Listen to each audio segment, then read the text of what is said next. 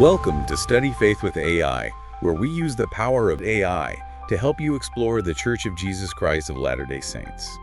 I'm Meg Jensen, And I'm Paul Carter. and we're Google AIs. Whether you're a lifelong member or just starting to learn about the church, we're here to dive deep into its history, beliefs, and culture. So if you're ready to learn, you're in the right place. That's right. Let's get started. Welcome to the deep dive. So today we're tackling something, well, really compelling. What happens when the stories we're told, the ones we really hold on to, maybe from institutions? What happens when they run up against significant new information? We're looking at this idea of material non-disclosure, especially around personal faith and the big narratives institutions tell. Yeah, that's a real point of tension, isn't it? I mean, when people feel like key pieces were missing or maybe shown in a way that didn't quite give the whole picture, well, that can really hit trust hard, belief too. Absolutely. And we're going to really focus this by looking at the Mormon faith crisis experience. There's this report from the LDS Discussions blog. They surveyed over 3,000 former members, and it suggests this isn't just a few people. It seems like a growing thing. It needs a closer look, definitely. Exactly. So our mission today is to unpack some of that. We want to look at the church's curriculum approach correlation, they call it. And this idea sometimes floated that not all truths are useful. What does that mean? And the psychology behind it all. Right. We've got insights from that LDS Discussions report you mentioned. Also, Stephen Hassan's BITE model, some personal stories from Neal and Rackleff. Oh, yeah, from Mormon stories. And Elder Packer's talk, the mantle is far, far greater than the intellect. Plus, the church's own history stuff on correlation. Okay, so let's jump in. Correlation. What is it exactly? Where did it come from? Well, the church's own history material points to the early 20th century. It was really pushed by President Joseph F. Smith. See, back in the 19th century, all of the different groups, Sunday School, Relief Society, and so on, they kind of developed their own lessons independently. Ah, okay, so you could have different messages, different interpretations popping up in different places. Precisely. Things were getting a bit scattered. President Smith wanted to unify it all, make sure there was one consistent message, distinguishing official doctrine from just someone's opinion. And this wasn't just a quick fix, right? It became a pretty formal system. Oh, definitely. It Yeah. started with committees, like for the priesthood groups back in 1908, then permanent committees involving auxiliary leaders, and then by the 70s and 80s, a whole correlation department was set up. And it's overseen at the highest levels. The First Presidency and the Quorum of the 12 are involved. Wow, okay, so top leadership is directly steering this.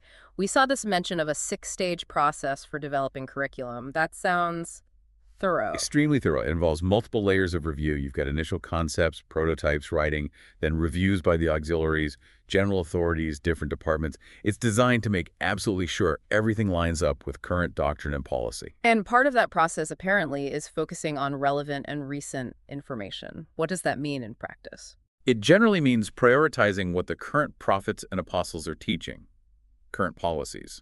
The idea is to keep members focused on today's guidance. Okay. Which kind of leads us to this phrase that causes a lot of discussion. Not all truths are useful. Elder Packer talked about this. What's the reasoning there? Packer used analogies like you need basic math before calculus, right? He argued that spiritually, some truths, if given too soon or without context, might actually harm someone's faith, especially if they aren't, let's say, ready. He even mentioned things like sex education. Some facts are uplifting, others he called perverted and ugly, not for kids or the immature. So it sounds like the intention is protection, like managing spiritual knowledge carefully. That seems to be the underlying idea, yes, a kind of stewardship. How does that play out when someone does stumble across historical facts that weren't in that curated curriculum, when the usefulness was decided for them? That's the crux of the issue for many in a faith crisis. They feel that really important history, like, say, the details around the Book of Abraham translation, or the full story of polygamy, wasn't shared openly, or it was glossed over. So when they find out later, often from outside sources, it feels like they weren't given the whole truth. It can feel misleading. Yeah, that feeling of being unprepared, it connects to something Neal Rackleff said in that Mormon Stories interview, this idea of a willing suspension of disbelief. What did he mean?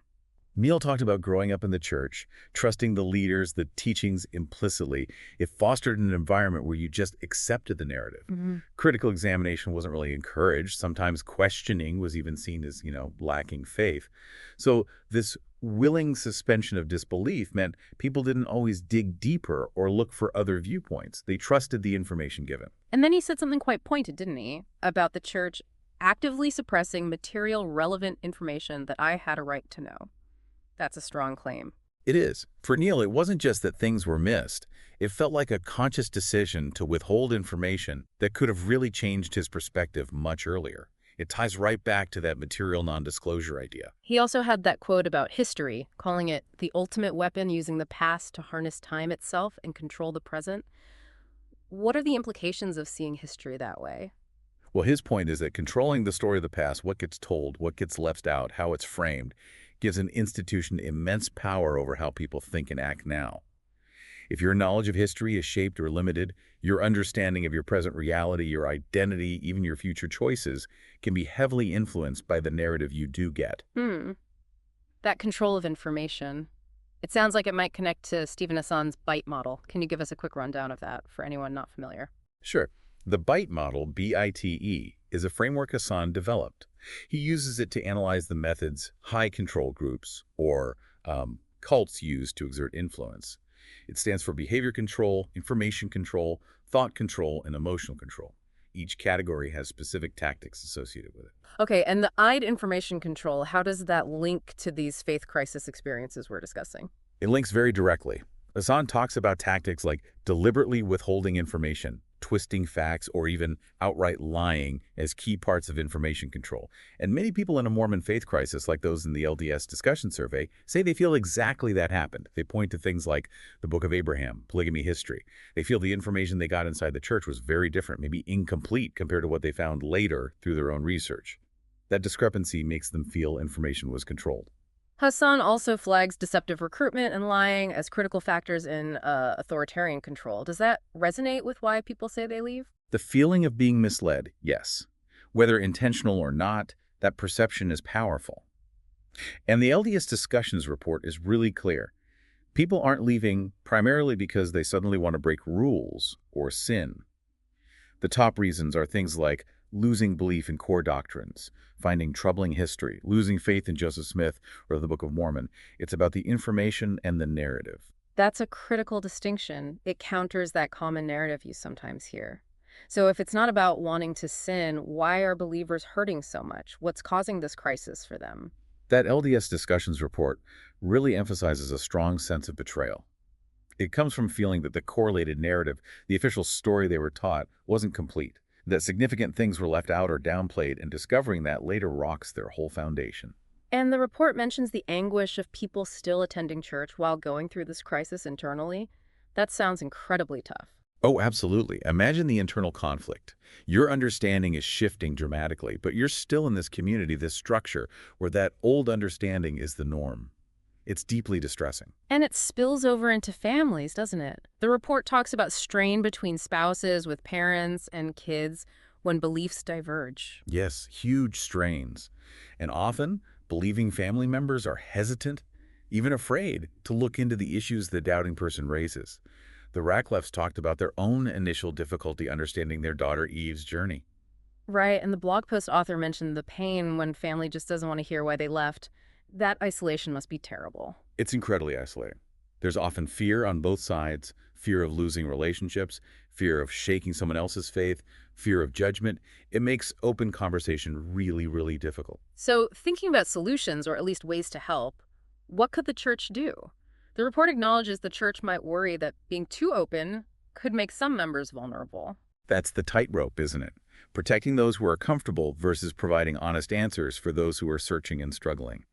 But you could argue that more transparency, acknowledging the complexities and the messy parts of history up front, might actually build more trust in the long run, even if it sparks difficult conversations.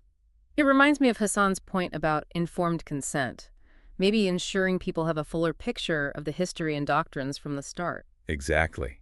That feels more empowering, doesn't it? Allowing people to engage with the complexities, the challenges, as part of their faith journey, not as something discovered later that shatters it. Hassan also talks about the importance of letting people talk to critics, former members, think through different views, develop critical thinking within their faith context. Neal Rackleff seemed to initially hope that just bringing the historical facts to leaders' attention might lead to change, didn't he? Suggests a desire for dialogue from within. It does. And ultimately, perhaps the biggest need is just empathy. Understanding the pain people are going through, like the Rackleffs eventually did with their daughter, like the stories in that blog report show. Offering support, not judgment, seems crucial. This has been really insightful. It's clear there are no easy answers when you're dealing with deeply held beliefs, institutional narratives, and complicated histories. Material non-disclosure, intentional or not, has profound effects. Absolutely. People process these things so differently. Faith journeys are incredibly personal. So maybe a final thought for you, our listener, to chew on. Given everything we've talked about, the tension between official stories, personal discoveries, historical facts, how can we, both as individuals and in communities, create spaces for more understanding, more empathy, more intellectual honesty when we talk about these really sensitive issues of faith and belief? Something to think about.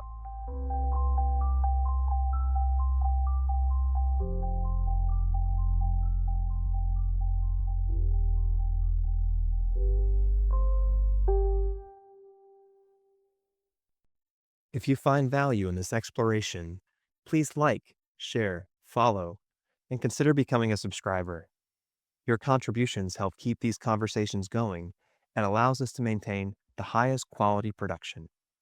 You can find all the details at studyfaithwithai.com.